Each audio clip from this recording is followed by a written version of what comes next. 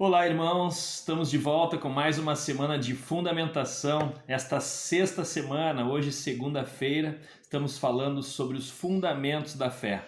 Vamos passar algumas semanas falando sobre os 6 fundamentos da fé. Então eu queria começar orando com vocês e abençoando esse tempo para que a revelação do Espírito Santo esteja sobre as nossas vidas, sobre as suas vidas e que todos nós possamos estar crescendo com esta fundamentação da palavra de Deus. Obrigado, Senhor, te louvamos por mais uma vez podermos estar juntos aqui, semeando essa palavra nos nossos corações, nos corações dos nossos amados, para que todos possam compreender a tua palavra e vai revelando o Espírito Santo com toda a tua graça, com toda a tua autoridade, com todo o teu poder.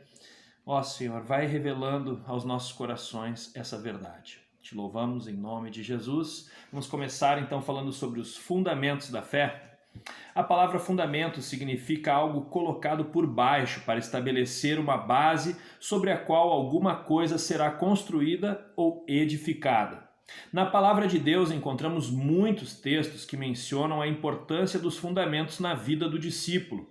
Vamos tomar alguns para entender por que devemos nos empenhar na fundamentação dos novos convertidos?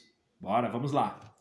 Em Mateus 7, 24 a 27 e o texto paralelo de Lucas 6, 46 49, diz que o discípulo fundamentado terá uma vida cristã bem construída, sendo que nada poderá abalar a sua fé em Cristo. Vamos ler o texto de Lucas, então, 46 a 49, para termos clareza do que o Senhor está nos falando. Por que me chamais Senhor, Senhor, e não fazeis o que eu vos mando? Todo aquele que vem a mim e ouve as minhas palavras e as pratica, eu vos mostrarei quem é semelhante, a quem esse é semelhante. É semelhante a um homem que, edificando uma casa, cavou, abriu profunda vala e lançou o alicerce sobre a rocha. E vindo a enchente, arrojou-se o rio contra aquela casa, e não pôde abalar, por ter sido bem construída. Mas o que ouve e não pratica é semelhante a um homem que edificou uma casa sobre a terra, sem alicerces, e arrojando-se o rio contra ela, logo desabou e aconteceu que foi grande a ruína daquela casa. Então vamos ver como é importante colocar os fundamentos. Sobre esses textos do Evangelho, em especial o de Lucas, esse que lemos, na fundamentação de um edifício há 2 coisas básicas: o cavar uma vala profunda e o lançar o alicerce. No cavar, tira-se a terra. No lançar o alicerce, colocam-se as pedras. Então, 2 ações aqui diferentes, né? As pedras da fundamentação precisam ser colocadas. Primeiro se tira a terra, depois se coloca a pedra. Nesta parábola, a terra se refere à natureza humana e carnal, o que é de Adão. A pedra se refere ao Senhor Jesus, que é a pedra principal, angular, de esquina, a primeira pedra a ser lançada numa construção. Assim, quando o discípulo é fundamentado, 2 coisas devem ocorrer ao mesmo tempo. Tudo que é da terra, isto é, a natureza humana de Adão, deve ser retirado. E tudo que é da pedra, da natureza divina, de Cristo, deve ser colocado e fundamentado. Em 1 Coríntios 3, 10 a 15, diz que esse fundamento é Jesus. Vamos ver ali, nos fala nos versículos de 10 a 15.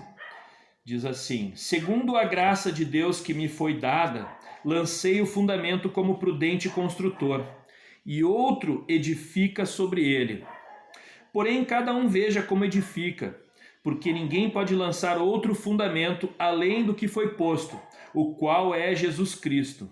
Contudo, se o que alguém edifica sobre o fundamento é ouro, prata, pedras preciosas, madeira, feno, palha, manifesta se tornará a obra de cada um, pois o dia a demonstrará. Porque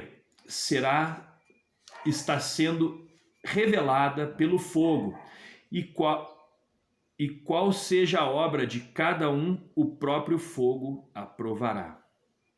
Se permanecer a obra de alguém que sobre este fundamento edificou, esse receberá galardão. Se a obra de alguém se queimar, sofrerá ele dano, mas esse mesmo será salvo, todavia, como que através do fogo. Então estamos vendo aqui duas realidades, a terra, a pedra, né? Deus tirando a velha natureza, nos dando a natureza de Cristo, e como é importante cada um edificar sobre este fundamento aquilo que vem de Deus. Então, em 1 Coríntios 3, de 10 a 15, diz que esse fundamento é Jesus, o que dá garantia de que o discípulo será salvo quando suas obras decorrentes da fé em Cristo forem julgadas. Portanto, ao falar de fundamentos, estamos de fato falando daquilo que converge para Cristo, na experiência progressiva e ordenada do discípulo, uma experiência gradual. Nesse mesmo texto, em que o apóstolo menciona que Cristo é o nosso fundamento, ele diz: lancei o fundamento, no versículo 10. Nós também, como Paulo, somos construtores de vidas. Boa essa expressão, né? Construir vidas. Para que vivam no propósito eterno de Deus, de ter uma família que em tudo se assemelhe a Jesus. Somos chamados a construir a vida de Cristo na vida dos discípulos. Isso é muito forte. É o Senhor que nos dá a sua graça para que este trabalho se realize. Claro que a obra é uma obra de Cristo, é obra do Espírito Santo, mas ele não despreza a nossa participação. Bem pelo contrário, ele conta conosco. Jesus certa vez disse para chamar trabalhadores para a seara, para que essa obra se cumpra. Então, em Hebreus 5, 12 a 14, nos leva a entender que o discípulo que recebeu a fundamentação e constantemente pratica o que recebeu, crescerá em direção à maturidade, passando de criança em Cristo para a fase adulta. Vamos ver esse texto? Está em Hebreus capítulo 5, versículo 12 até o 14. Diz assim: pois com efeito, quando devíeis ser mestres, atendendo ao tempo decorrido, tendes novamente necessidade de que alguém vos ensine de novo quais são os princípios elementares dos oráculos de Deus. Assim vos tornastes como necessitados de leite e não de alimento sólido. Ora, todo aquele que se alimenta de leite é inexperiente na palavra da justiça, porque é criança. Mas o alimento sólido é para os adultos, para aqueles que pela prática têm as suas faculdades exercitadas para discernir não somente o bem, mas também o mal. Então a diferença aqui é bem clara daquele que ouve e pratica e aquele que ainda não consegue praticar. Aquele que pratica vai se tornando maduro na fé.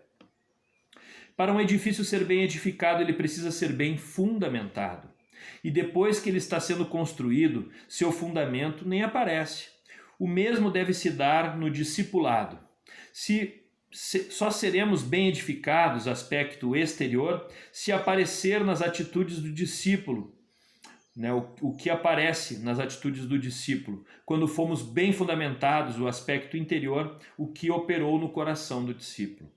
Por outro lado, faltando a devida fundamentação, o crescimento na vida cristã fica comprometido. Diz o Salmo 11:3, ora, destruídos os fundamentos, que poderá fazer o justo?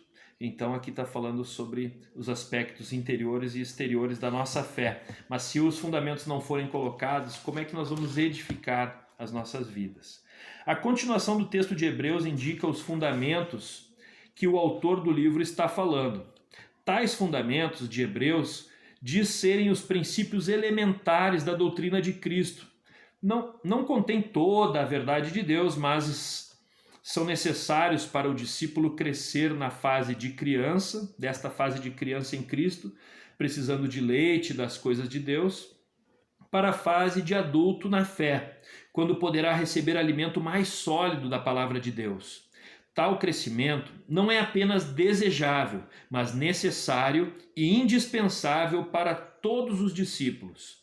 Para todos aplicam-se as palavras do profeta Oséias, como está ali em Oséias 6:3, conheçamos e prossigamos em conhecer o Senhor. Ainda temos muito para conhecer e aprender até o fim das nossas vidas.